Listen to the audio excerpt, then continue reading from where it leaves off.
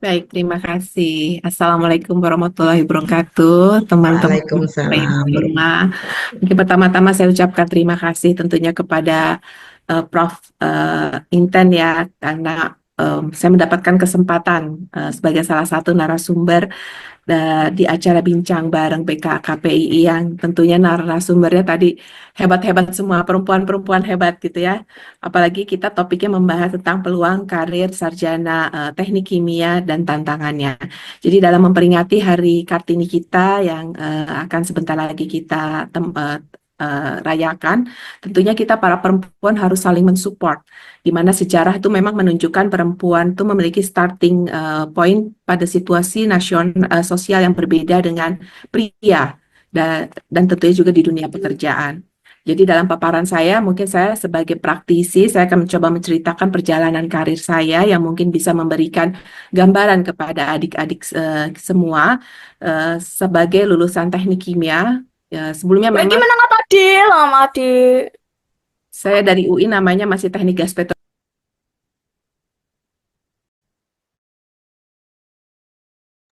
Maaf Bu Mary terkena. Bu Unmute Mary, ya dari sistem kayaknya barusan terunmute. Ya, jadi saya akan mencoba menceritakan perjalanan karir saya sebagai lulusan teknik kimia atau teknik gas petrokimia saat itu di lapangan migas yang memang didominasi oleh pria gitu ya. Mungkin bisa lanjut ke slide berikutnya, mohon dibantu. Saya akan sedikit memberikan gambaran dulu apa sih PHE itu gitu ya. Jadi dalam Pertamina itu terbentuklah holding subholding itu di tahun 2021. Di sana itu ada subholding upstream tempat saya berkarir, kemudian ada subholding gas, subholding untuk kilang gitu ya KPI, terus ada PNRE terkait dengan renewable energy, kemudian dengan untuk CNT atau trading dan juga dengan IML atau shipping. Jadi peluang kerja sebetulnya sangat terbuka gitu ya. Nah, mungkin untuk di PHE sendiri saya sedikit gambaran umum saja bahwa sebagai bagian dari 6 subholding tadi saya sampaikan, PHE ini memberikan kontribusi utama terhadap migas nasional yaitu sekitar 69% untuk minyak dan 37% untuk produksi gas nasional. Jadi aset kami ini tersebar dari apa namanya ujung Pulau Sumatera sampai dengan ke Papua dan kami memiliki visi sebagai perusahaan energi yang harus mengedepankan ketahanan dan ketersediaan serta keberlanjutan energi. Jadi di samping dengan pemegang blok-blok besar yang ada di Indonesia, PHI juga memiliki aset migas di luar negeri. Ada di sekitar 13 negara, baik sebagai operator dan operator, non-operator. Sehingga tantangannya itu sangat apa namanya bervariasi gitu ya, baik di nasional maupun di internasional. Kemudian PHI juga memiliki kegiatan dari mulai exploration, pengembangan, pengoperasian, lapangannya juga ada yang marginal, ada yang laut dalam, maupun juga kita sedang menuju ke migas non-konvensional atau yang dikenal dengan MNK. Kemudian yang memiliki teknologi semakin apa namanya semakin spesifik lagi yang dibutuhkan termasuk untuk kegiatan enhanced oil recovery atau EOR dan juga kegiatan karbon yang tadi disampaikan oleh Bu Filda sebelumnya seperti CCS atau CCS. Jadi kemampuan itu perlu diasah terus baik ke memang ekspertis ini sudah berasal dari mergernya perusahaan-perusahaan internasional masuk ke dalam Pertamina. Mungkin boleh lanjut ke slide berikutnya. Nah, ini hanya menggambarkan sedikit gambaran susunan direksi PHE di sini karena saya ingin menunjukkan bahwa eh, dari eh, eh, dari beberapa posisi PH ini membawahi beberapa regional, tadi ada regional 1 sampai 4 untuk pengelolaan aset nasional, ada region 5 pengelolaan aset internasional, kemudian ada 2 service company dan ada 1 PT Badak NGL untuk pengelolaan LNG. Jadi dari beberapa posisi ini ada 28% posisi direksi yang lulusan teknik kimia gitu ya. Ada Pak Awang dari Teknik Kimia ITS, gitu ya. Beliau ada Direktur Pengembangan dan Produksi. Kemudian saya sendiri sebagai Direktur Manajemen Risiko dari UI. Ada Pak Muhammad Arifin dan Pak Jave sebagai lulusan Teknik Kimia ITB yang masing-masing sebagai Direktur Regional 4 untuk Pak Arifin di nasional dan Pak Jave di internasional Regional 5. Jadi apa namanya karir kita sebagai teknik kimia itu bisa sampai ke level manajerial yang menghandle-nya ada perlu tadi disampaikan Bu Filda keterampilan lintas apa namanya lintas bisnis itu perlu kita perdalami dari mulai kuliah dan awal-awal pada saat kelulusan. Boleh lanjut ke slide berikutnya. Nah, ini tadi hanya gambaran saja, operasionalnya cukup luas. Kemudian mungkin tidak perlu saya bahas terlalu dalam gitu ya. Mungkin bisa lanjut ke berikutnya. Inilah bagaimana tantangan yang tadi saya sampaikan, pengelolaan yang di aset-aset ada di onshore, offshore, ada yang di luar negeri ini di apa namanya padang pasir gitu ya. Ini dan juga di luar negeri kan geopolitikalnya juga kan isunya juga berbeda ya.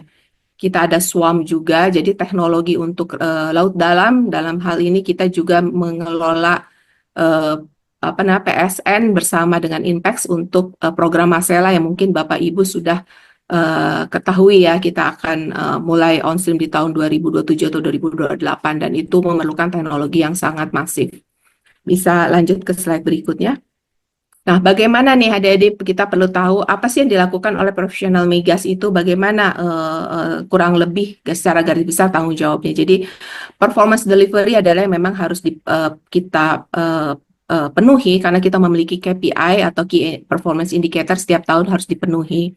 Jadi kita mempertahankan bisnis existing kita dengan mempertahankan baseline produksi, kemudian upaya peningkatan produksi, dan melakukan berbagai inovasi tentunya untuk mencapai sustainability dari perusahaan. Karena kami perusahaan BUMN besar yang harus mengedepankan dan mempertahankan penyiapan dari energi nasional.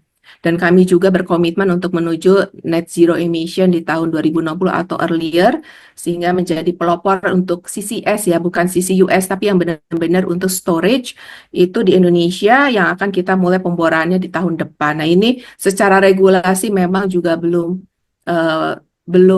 terlalu firm gitu ya, tapi memang kita harus mulai gitu ya, karena ini memang untuk future kita, bagaimana kita harus melindungi bumi gitu ya dari kelebihan karbon.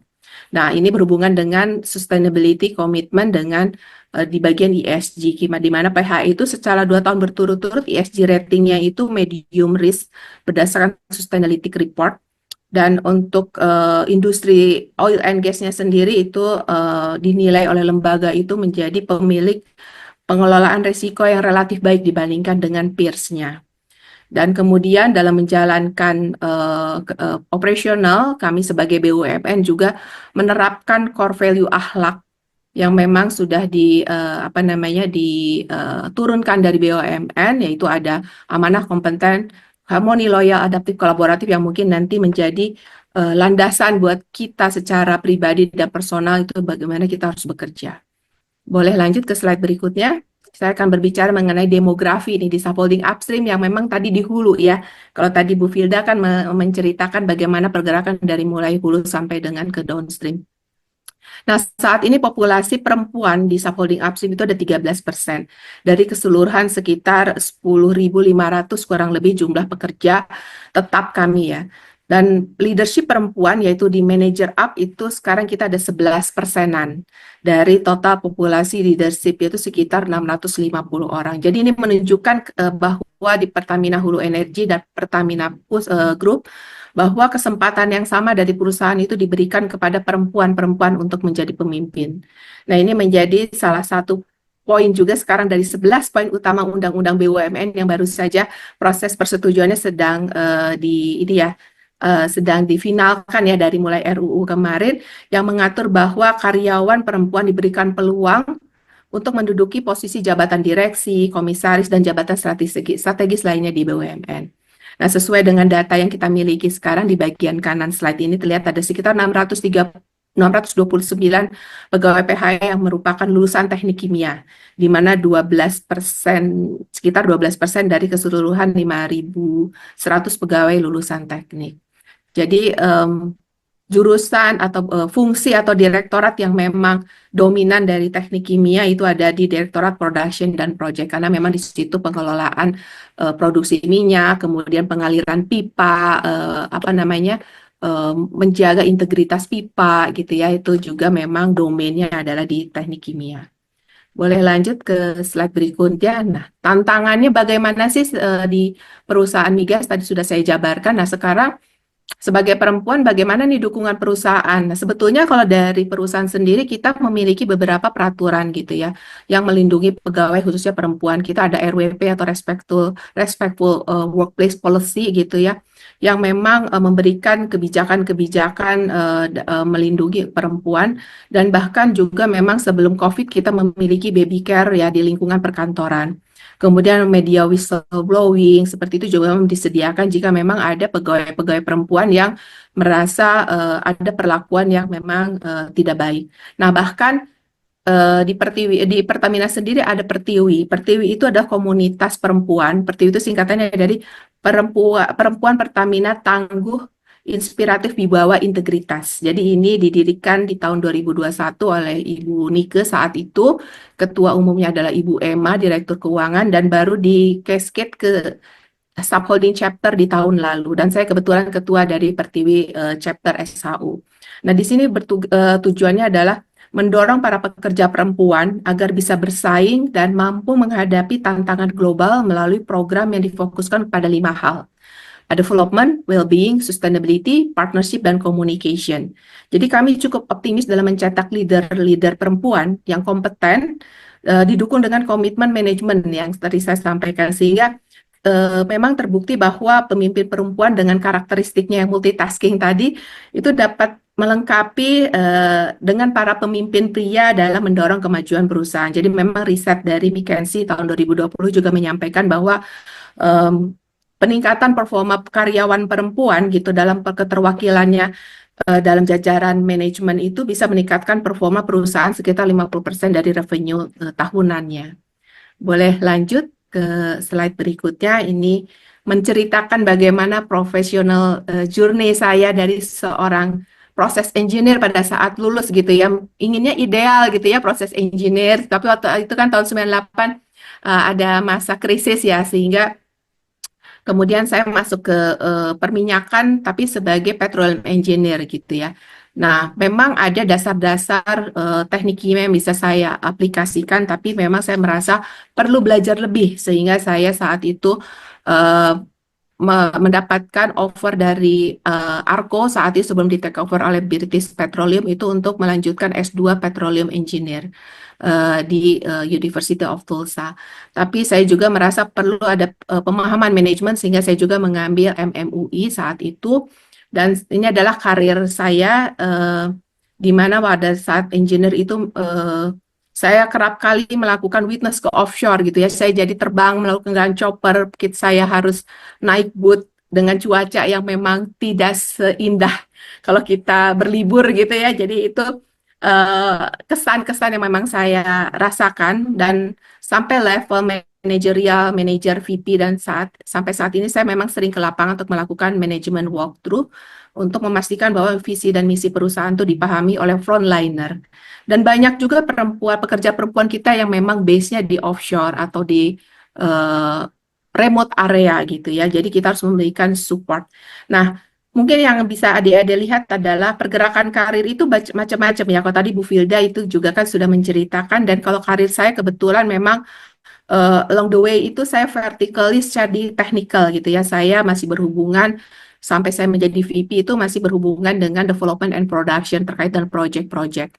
Tapi kemudian saya sempat shifting, diberi kesempatan untuk melakukan pendalaman di portfolio sebagai VP UBPPM, dan sampai akhirnya diberikan amanah untuk menjadi Direktur Manajemen Risiko, di mana di sini adalah end-to-end yang harus saya handle, dan saya harus belajar. Jadi bukan pada saat mahasiswa atau junior saja kita belajar, even sampai menjadi seorang direktur pun saya merasa saya harus belajar, karena saya harus mengontrol resiko yang ada di perusahaan, baik dari sisi HSSE, keuangan, dan lain-lain.